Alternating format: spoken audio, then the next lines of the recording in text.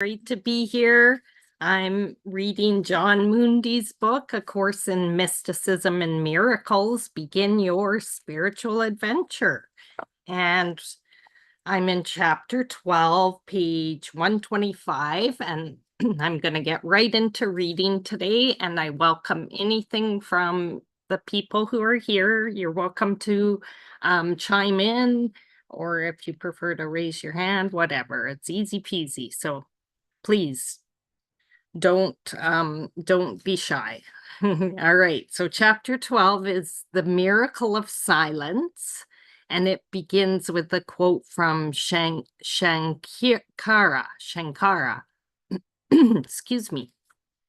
The pure truth of Atman, which is self, which is buried under Maya, which is illusion, and the effects of Maya can be reached by meditation, contemplation, and other spiritual disciplines, such as a knower of Brahman may prescribe.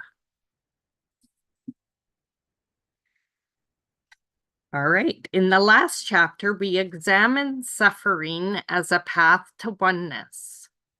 The next most common way of coming to a mystical state is through the exact opposite of the chaos that comes with suffering. Meditation, contemplation, and prayer, all of which rely on being quiet and listening. The purpose of meditation is to find freedom from the self-talk that keeps us focused on the world, that perpetual voice in the mind that's just chattering nonstop. Michael Singer from The Untethered Soul, the author of The Untethered Soul, refers to it as the unwanted roommate, or, that roommate that you just can't get rid of. And he goes through this exercise where when you're first just even being aware that there's a voice talking in your head, which we're all beyond that, but there are people, and I was one myself, that didn't realize that I realized there was talking in my mind, but not also these other thoughts running through that I didn't necessarily see until the mind slowed down. So yeah, that roommate that's just incessant and always there. And he says, just listen to it. Really pay attention to it. And sit on your sofa and pretend it's somebody sitting there right beside you and listen to what it's saying to you. Because a lot of the times it isn't nice. So yeah, anyway, that's the purpose of meditation, to find freedom from the self-talk that keeps us focused on the world. And meditation can be anything from a regimented practice, but it also doesn't have to be. I've explored true meditation by Audsie, and that doesn't involve any special way to sit or breathe or anything. It's really just bringing meditation into your daily life. So yeah, there's all kinds of ways to meditate. So don't let that word scare you. Meditation occurs in a state of non-doing, in simply disconnecting from ego and entering a condition of watchfulness free from ego gratification. And this makes me think of just even being in the flow, when I've been at work or something, and all of a sudden realizing so much time has passed, and I got this project done, and it just all flowed together. I wasn't necessarily thinking about it. It was just happening. I've had many experiences like that in my life. And I would say that that's what meditation in life is, I would think. I didn't know that at the time, but I just called it kind of being in the flow. And sometimes even in higher stress situations where, like, even an interview where I'd walk out of there and think, I don't know who that was, but that was great. So just things like that have been my experiences. Um, Meditation entails watching out for sabotaging thoughts and slowly dismissing each one, coming to silence and being receptive to guidance. Oh, welcome, Karen. I see you came in. Nice to see you here and your nice hand wave. Thank you. The intention of meditation and contemplation is liberation. The mind can truly rest only when it is not narcissistically engaged in the ego thought system. You can speak from the spirit or from the ego as you choose. The Course says, if you speak from spirit, you have chosen to be still and know that I am God. These words are inspired because they reflect knowledge. If you speak from the ego, you are disclaiming knowledge instead of affirming it, and are thus dispiriting yourself. That's from the text, chapter 4. I love that. So speaking from spirit is the choice of being still and knowing that I am God, and they're inspired words. They reflect knowledge. Coming from the ego is a complete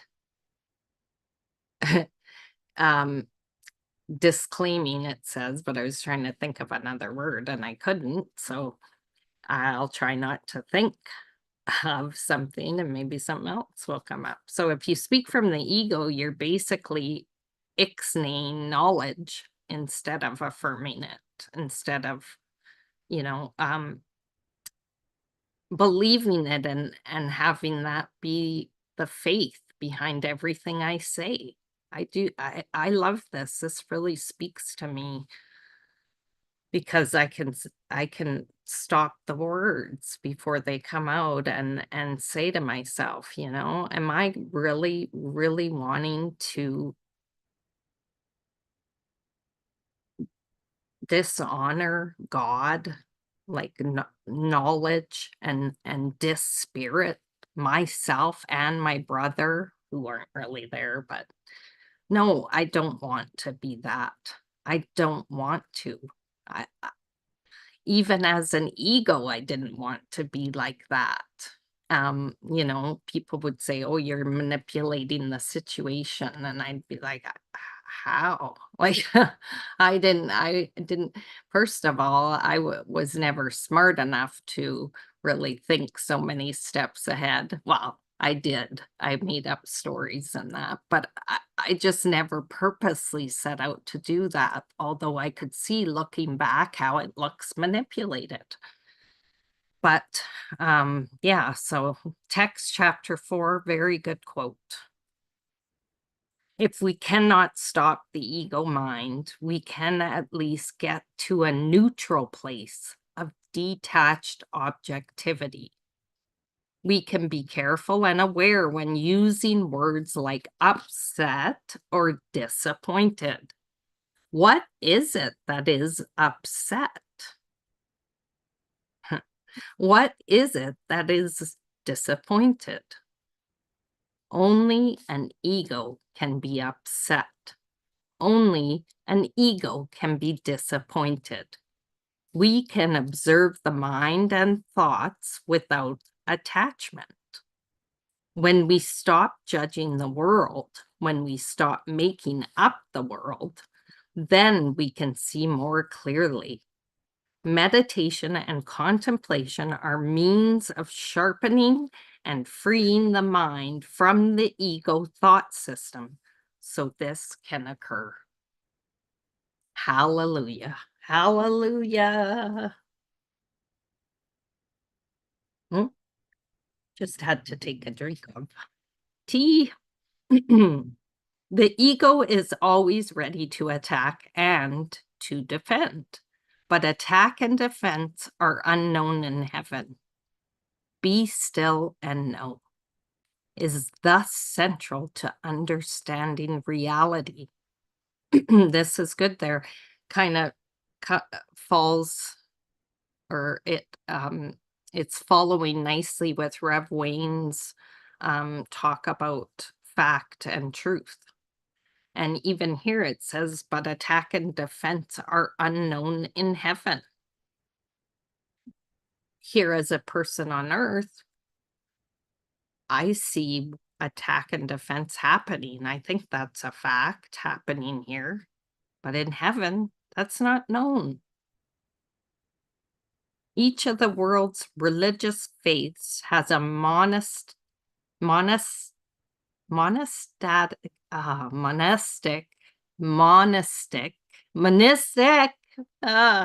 branch whose purpose is to step away from the world. I didn't know that. So each of the world's religious faiths has a monastery, monastic branch, whose purpose is to step away from the world. Moving in, I guess that makes sense. Like Buddhists, the monks, and their some of them are, not in the world, and then there would be some of the priests. I didn't know some of the Catholic priests. Maybe, they're the nuns, and okay. I didn't know that was each of the world's religions. Moving into a cloistered situation and being still makes room for contemplation. Many of our most devoted mystics have been monks and nuns who stepped away from the world and moved into presence. Oh, I see what it's saying. Okay, I get this now. Into an inner knowing of reality, God. Herculites tells us, when one's mind becomes stilled, intelligence is experienced separate from appearances. I would think that word intelligence maybe is like the source, that the life, true, like Christ's vision, that the appearances wouldn't be seen. That sounds something like that. The final stage reached by a teacher of God, by someone who lives from knowledge of God, is complete open-mindedness. We want to see everything as God does. With new awareness, we can let go, be cleansed, and relinquish the ego thought system and its projected illusions. And this is great. I have a little story going on. And I guess I believe that people should share things, and because they didn't share with me, I actually physically last night took something away so that if they went to use it, it wouldn't be there. And as I'm reading this, I'm thinking of this situation, and I know only the ego would be upset with that, and only the ego would do that. And yet there still feels this necessity to do that. It's almost like making a boundary and sticking up for myself. And it's sort of a fine line of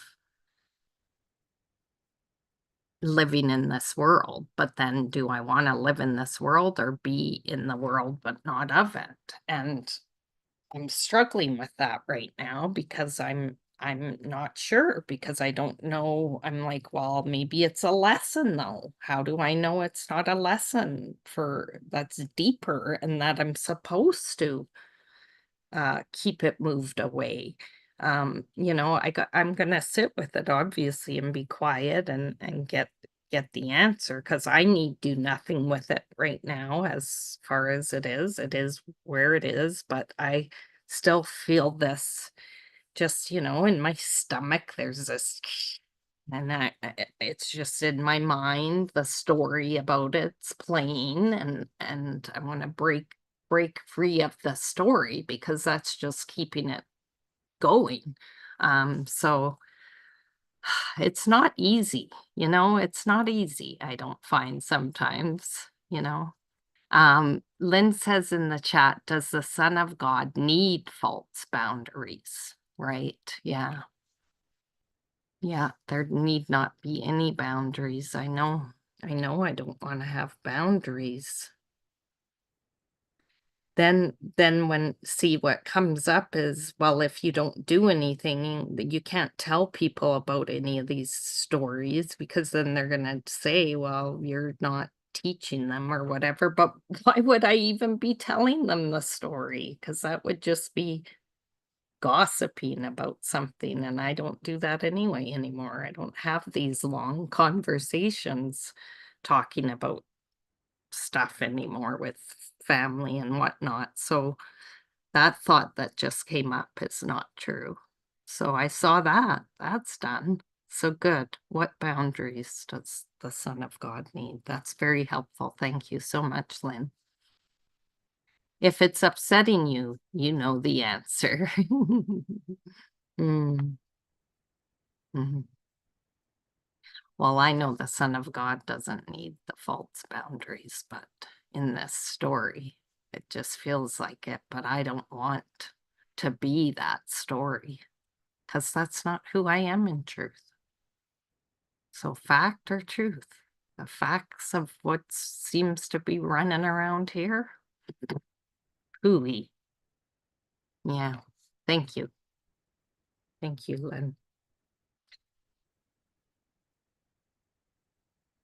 We want to see everything as God does. Yeah, with new awareness, we can let go, be cleansed, and relinquish the ego thought system and its projected illusions. Yeah. Wow, it seems funny now, doesn't it? Well, I don't know. I guess you don't know. But I am laughing about it now. Conversing with God is the title of the next section. Great. I love this. To be contemplative is not to be silent, but to be in silent dialogue with God. To be contemplative is not to be silent, but to be in silent dialogue with God. The more awake we are to divine reality, the more we actively engage in such dialogue. Yet this conversation is not what we commonly think of as dialogue. Rather than chatting back and forth, contemplative dialogue is a focusing of thoughts.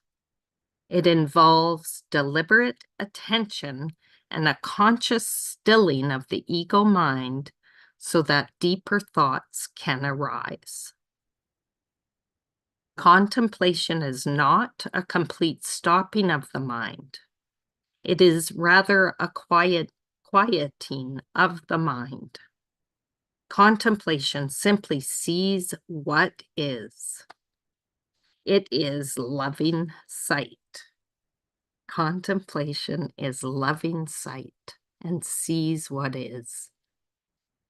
Scholars of all sorts, mathematicians, artists, writers, musicians, anyone who can focus attention away from themselves to enlarge their awareness, engage in contemplation. Through it, artists become great artists. Through it, Einstein became a famous mathematician and a great mystic. According to Evelyn Underhill, all artists are, of necessity, contemplative. She calls it being innocent of the eye. In her book, Mysticism, she describes 3 forms of contemplation. The first one is contemplation of the natural world of becoming, which is witnessing the natural world in whatever form presents itself to the eye, be it an ant or the Alps. And the next one is contemplation of the metaphysical world, of being, witnessing without the bodily senses, being engaged in awareness without evaluation. And the third is contemplation of divine reality, a combination of the first two that entails the dying away of the will, so that only absolute love is experienced. So yeah, okay, contemplating the natural world, just whatever the eye looks upon, or witnessing without bodily senses, being engaged in awareness without evaluation. I would say that would be more of the contemplating that I would do, is the metaphysical. Although I use bodily senses sometimes with that. I've never been to step 3, dying away of the will so that only absolute love is experienced. Well, I think I have had that experience, but I haven't set an intention to contemplate this way. So that's exciting to see this and say, okay, I'm going to contemplate divine reality. I'm going to experience absolute love. I'm going to give it all away too.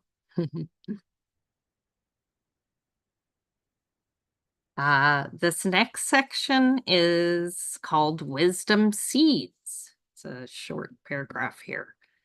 13th century Buddhist master Dogen taught a variety of Zen called Zazen, a practice in which the mediator or the meditator sits in a state of brightly alert attention, free of thoughts, directed to no object, and attached to no particular content. This state of mind is present everywhere. There is nothing it does not contain. However, second, only those who have planted wisdom seeds will be able to continuously see it. That's what I was missing, you guys, the wisdom seeds. I planted them. I'm planting them now. And that's what was missing before. I see. The meditator sits in a state of brightly alert attention, just free of thoughts, directed to no object, and attached to no particular content. I wonder if that would be like the soft gazing eyes. You know, when I've done some work or class with what's it called again? Self-realization, Yogananda, or I can't say his name, sorry. But there was this practice and I'm lost my train of thought. There you go. That's it. It's gone. So the wisdom seeds need a little bit of TLC because I'm dropping out. I guess it wasn't meant to be said. That's all. It's all good. Paramanatha Yogananda. Thank you. What is it? Paramanatha Paramana Yogananda. Paramanasa Yogananda. Paramanasa The Yogananda. Self-Realization Fellowship.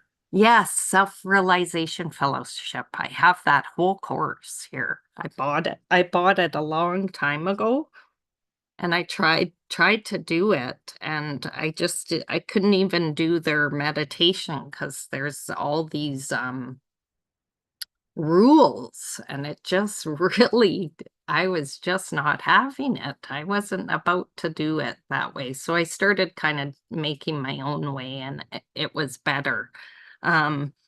But they say, you know, if you want to have your eyes open, it's that soft gaze, where you just slightly close the eyes. So I wonder if that's what this fellow Buddhist master Dogen is saying, where you're, you know, just not not directing anything to an object and not attached to any content. So that would be how I would do that. So thank you, Revlane. Geez, you're so helpful. You know what that's like, that brain falter thing. I'm going to just read this next paragraph because it says, if possible, try to have some quiet time every day or even several hours every week. Go for a walk in a cemetery. Why a cemetery? Go for a walk in a cemetery or a park, or find a trail. Ride a motorcycle across the desert. Go for a bike ride. Go fishing, play music, paint, write, read. Do some journaling. Just sit. Do not be projective. Listen. Be contented with the world. Thoreau headed for the woods. Thomas Merton went to a monastery. Refrain from places that cost a lot of money, where people eat a lot of food and drink intoxicants. Retreat from the world. Go into the woods. Visit a yoga studio or Zen center. In the Hindu tradition, the elderly used to become forest dwellers, spending time in peaceful preparation for the transition from life to life. The mind must disengage from the ego in order for the mystical to come into view. And I'm going to stop there for today because that seems like a perfect place to stop. And I guess if we want to be mystics, we gotta try to spend some quiet time every day. So that's what I try to do. I actually do a lot of sitting and writing or playing music, contemplating. So I'm on my way to the mysticism world, folks. That's where I'm headed. And the train is pulling out. All are welcome to aboard. Hoot toot. Thanks, everyone. Have a great upcoming weekend. Mhm. Thank Very you nice, so much, Audsie. It's Audsie. beautiful. I loved it. Absolutely. Thank you so So much.